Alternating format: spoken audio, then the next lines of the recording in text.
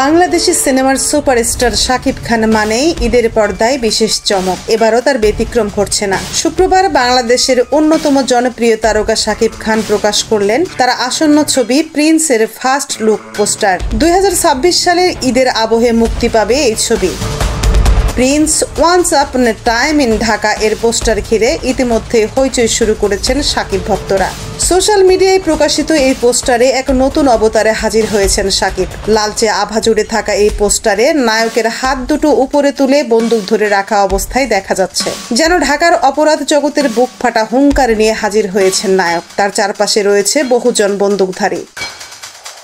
এছাড়াও পোস্টারে ঢাকা শহরের বিভিন্ন স্থান তোরা, আশকোনা, বাড্ডা, গ্যান্ডারিয়া, শাখারি বাজার, কাউরান বাজার, কাফরুল, মোহাম্মদপুর এবং গাবতলীকে টার্গেট জোন হিসেবে চিহ্নিত করা হয়েছে। শাকিব খান পোস্টার শেয়ার করে লিখেছেন, ঘোষণা হলো এক নতুন অধ্যায়ের, শহর চিনবে তার আসল নায়ককে। Here comes the myth in motion, prince once upon a time in Dhaka. একটা গল্প 90 দশকের পটভূমি, 90 দশকের ঢাকাকে নিয়ে একটা সিনেমা, এবং এই সিনেমাটার মধ্যে আমরা প্রেম, ভালোবাসা, সাসপেন্স, অ্যাকশন। ছবিটি পরিচালনা করছেন আবু হায়াত মাহমুদ এবং প্রযোজনা করছেন শিরিন সুলতানা। তবে নায়িকার নাম নিয়ে চলছে জোর গুঞ্জন। কেউ বলছেন কলকাতার জনপ্রিয় নায়িকা থাকবেন ছবিতে, কেউ আবার দাবি করছেন নতুন মুখ নিয়ে চমক দিতে পারেন শাকিব। তবে প্রযোজনা সংস্থা এখনই মুখ খুলতে নারাজ।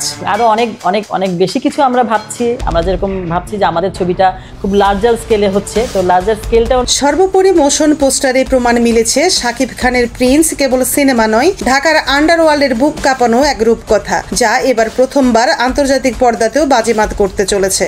গত কয়েক বছরে শাকিব খান বক্স অফিসে সাফল্য এনেছেন একাধিক ছবিতে। মারিয়া নূর, নিউজ ডেস্ক, সময়ের কলম।